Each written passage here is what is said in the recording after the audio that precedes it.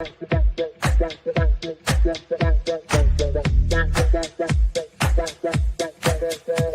Connections Radio presents. Hello there. This is the Sunday Morning Chat Series with Jesse Oakley III, and I'm your host, Jesse Oakley III. The purpose of the Sunday Morning Chat Series is to interview a plethora of positive people that are making big differences in their communities, whether they're entertainers, singers, writers, authors, speakers, comedians. You'll hear from them first, right here on the Sunday Morning Chat Series.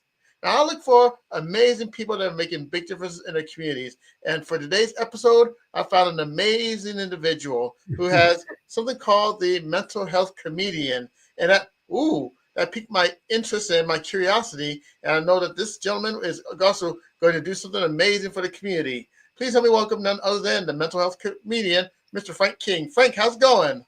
I am delighted to be here, Jesse. Although I must tell the listeners it's not my choice. It is part of a plea bargain. They should know that. Oh, my goodness. We're off to a great start. And without further delay, let's chat. All right. And the first question I have for you is, could you explain to the happy people out there, what is the mental health comedian? Could you give me a description? Yes, absolutely. I told my first joke in fourth grade. Kids laughed. Teacher was hysterical. I decided at that moment I was going to be a stand-up comedian. 12th grade, I did the talent show. Nobody had ever done stand-up before. I did it, and I won. Of course, I beat the accordion player and the folk dancer, so not a real terrific victory, but a victory nonetheless. And then my mom made me go to college because I was going to go to the West Coast, become a comedian right away. And she goes, "No, you're going to college. I don't care what you do when you get done. You can be a goat herder for all I care. But you're going to be a goat herder with a college degree." So I went to UNC Chapel Hill, got a couple of college degrees, and then bolted for the West Coast. April 1st, 1984, I guess 40 years from this 1st of April, I did my first open mic night. Halfway through my 5-minute set, I heard a voice inside my head that said, "You're home." 18 months later, went on the road. Full-time doing stand-up. I invited my girlfriend at the time. I said, "I'm going on the road. Do you want to come along for the ride?" Figured she'd go, "No way." She goes, "Yeah." So we gave up the apartment, our jobs, and hit the road, and we're on the road for 2,629 nights in a row nonstop. 7 years and change. Comedy Club to Comedy Club. Foxworthy, Ron White, Bill Engvall, Rosie Ellen, Steve Harvey. Worked with all of them. Then the Comedy Club thing sort of busted in the mid-'90s. I became a corporate comic, doing comedy after lunch, after dinner. And that ended in the recession, 2008, 9, 10. And that's when I filed bankruptcy and learned what the barrel of my gun tasted like. Spoiler alert, I did not pull the trigger. And then when speaking came back in 2011-ish, meeting planner said, "Frank, we love you. Can't pay you to be funny anymore. Can't pay you that kind of money just to be funny. Got to teach us something." So I thought, what in the heck? And I read a book by Judy Carter called The Message of You, Turn Your Life into a Money-Making Speaking Career. And I went into it thinking I got nothing. About halfway through, I thought, oh my gosh, I do have something to talk about. And I became a suicide prevention speaker because I have 2 mental illnesses, came close to suicide, and there are more nuts in my family than in a squirrel turd. And the second hurdle was I've been doing stand-up for 2.5 decades. Who's going to take me seriously? So I decided I'd do a TEDx talk. Got an application that week from one in Canada, filled it out, sent it in, got the audition, got the gig, and then 2 other TEDx events called and said, "Do you have any more mental health topics?" I said, "Oh, yeah." And I'm getting ready to do TEDx number 13, April 10th. Okay.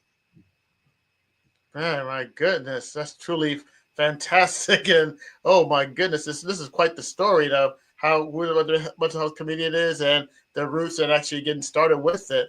And another question I have for you is, when it comes to the mental health comedian, you talked about different parts of the ups and downs. And when it comes to actually getting together with the business that you have, what were some of the challenges, actually other challenges that you faced trying to get this off the ground? Well, as I mentioned, A, figuring out what I had to talk about to teach anybody. B, who's going to take me seriously? So we cleared those hurdles. And then public speaking is a tough job. You're really not a speaker who sells. You're a salesman who speaks. So the hard part is not making them laugh or educating them. It's getting the gig. And that's where that's where the rubber meets the road and the hard work. Today I filled out 5 what they call speaker proposals, 5 different conferences, and 5 other emails to other conferences to get booked to speak on suicide prevention as a workplace health and safety priority. So it's a lot of work.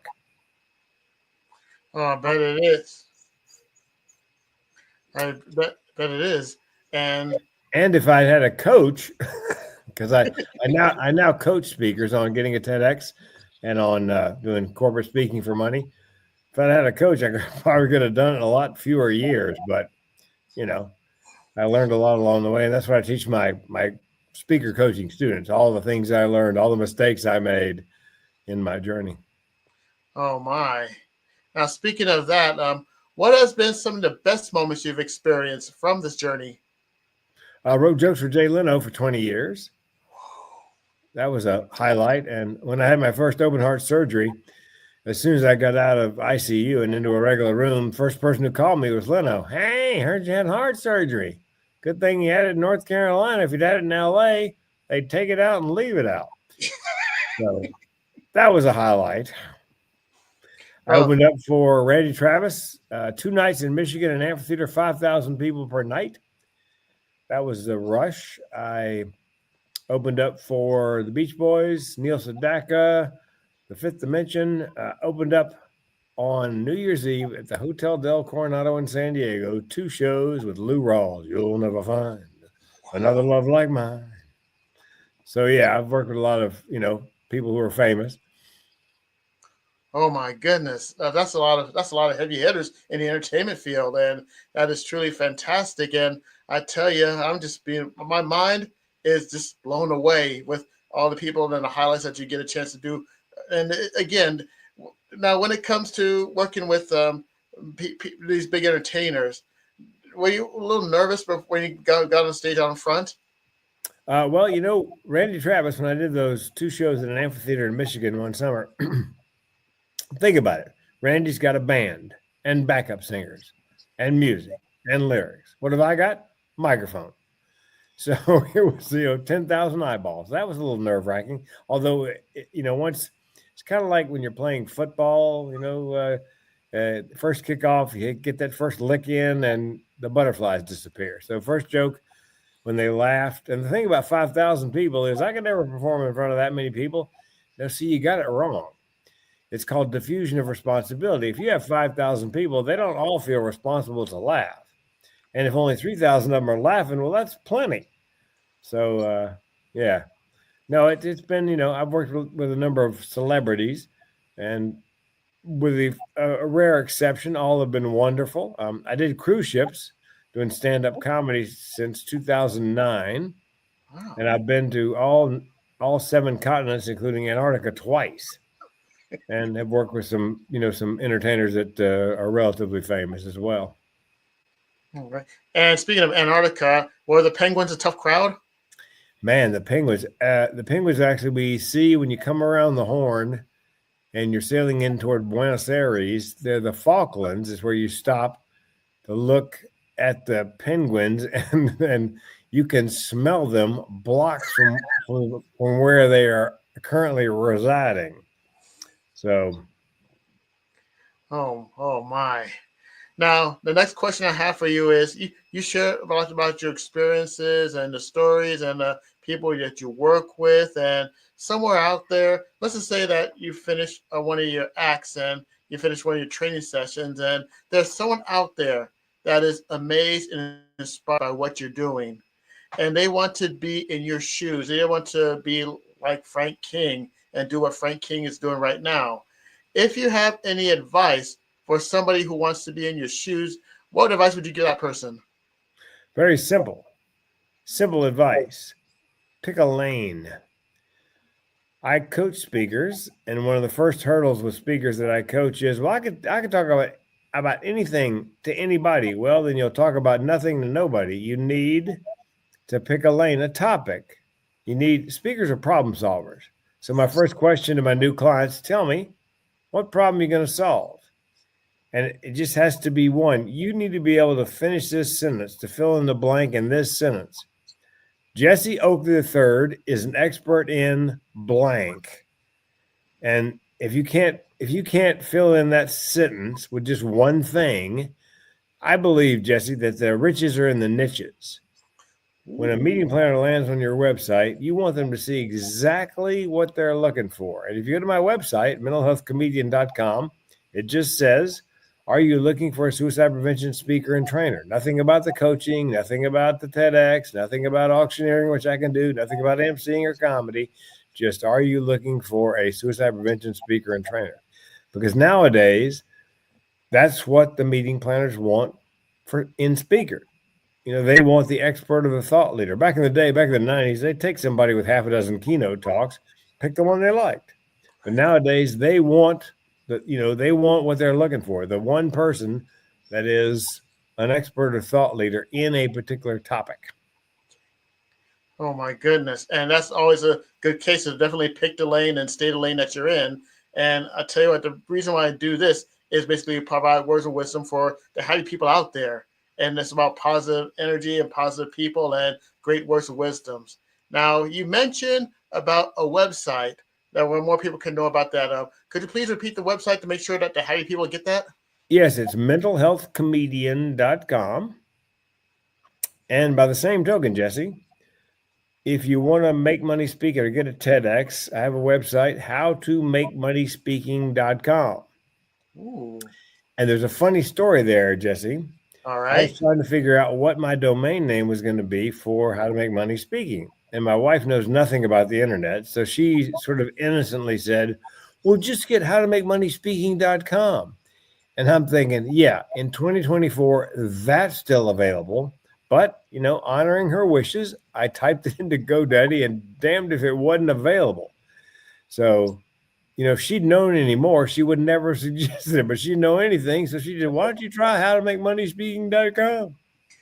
And it works. My goodness. Yeah. Howtomakemoneyspeaking.com. Oh my goodness. I Yeah. tell you what, if you could go to those two websites, happy people, and just check it out.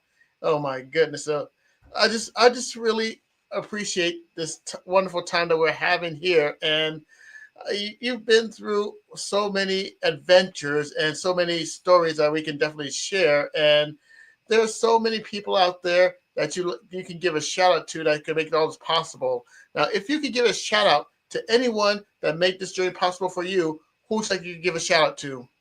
Well, we'd have to be speaking to the dead because it would be my mom.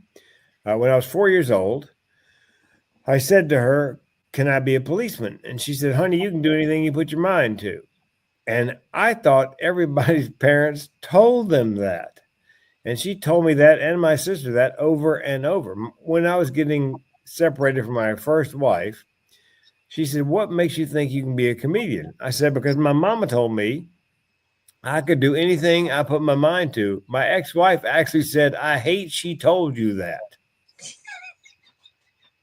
Well, in her defense, Jesse, it wasn't her dream for me to be a stand-up comic. Right. She did not like that idea. I tell you, but it worked out to your advantage, right? It definitely worked out. Yeah, and when my mom told me I could do anything I put my mind to, I believed her. And again, I didn't realize that everybody's parents didn't say that to them. I thought everybody's parents told them that. Unfortunately, sadly, no.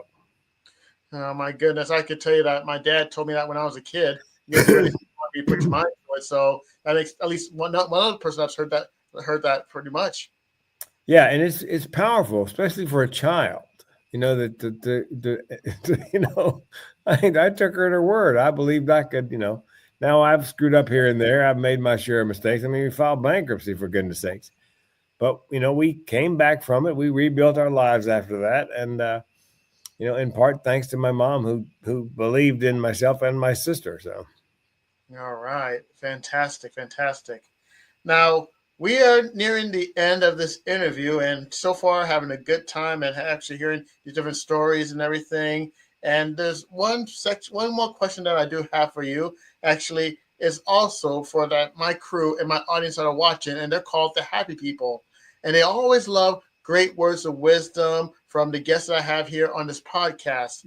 And I really appreciate the words of wisdom for the happy people from everybody that's been on the show. So if you have one more final words of wisdom from my people, my crew, the happy people, what would it be? I believe everybody should have a self-care plan, whether you're neurodiverse, you have mental illness as I do, or you're neurotypical. Because, there were a lot of depressed people during the pandemic who'd never been depressed before. I had a speech, Jesse, that I did during the pandemic, virtually, of course, right, called, social distancing and staying sane. Don't worry so much about your mentally ill friends, because most of the mentally ill folks I know have a self-care plan. I believe and mine is this: 5 simple things, all things I can control. Diet, I'm on the keto diet. Exercise 6 days a week. Good night's sleep, which is restorative and people take for granted. Meditation, I meditate twice a day following a meal, a guided meditation, and medication, a little bit of medication. And I believe with your self-care plan, you should have one non-negotiable, one thing you do every day, whether you do anything else at all, and that's working out. Like I said, I work out 6 days a week, regardless of it, whatever else I do. First thing I do in the morning, after I get showered and get my vitamins all put together, I spend an hour and a half working out. And so I think everybody should have a self-care plan. All right. And that is a perfect bookend to a wonderful interview. Get a chance. And on behalf of all the happy people that are watching this episode of the podcast, Frank, I'd like to take this time out to thank you for being a part of the Sunday Morning Chat Series with Jesse Oakley III. Thank you very much, Frank. And can I close this out, Jesse, as a comedian would? Go for it. All righty. If you enjoyed this podcast, please rate, review, and subscribe, and tell your friends. If you did not enjoy this podcast, well, we hope you have no friends. Oh, my goodness. Slam dunk. And really appreciate this, Frank. And for more information, this concludes this episode of the Sunday Morning Chat Series. If you would like to check out more information and more episodes from the Sunday Morning Chat Series, go to YouTube and PR Connections PR Connections web channel on YouTube. And Come on, Jesse, you can get it out. I know. I'm doing what I can, man. Doing what I can. And you can also go to prconnectionsradio.com. And there's also a new YouTube page that you can check out. It is Sunday Morning Chat Series with Jesse Oakley III, and you get a chance to see past episodes as well as upcoming episodes of positive people making a big difference in their community. And Frank, on behalf of Frank and on behalf of myself, I'd like to say thank you very much for checking out the Sunday Morning Chat Series with Jesse Oakley III. This is Jesse Oakley III, signing off. Until next time, you take care and see you next Sunday. Bye.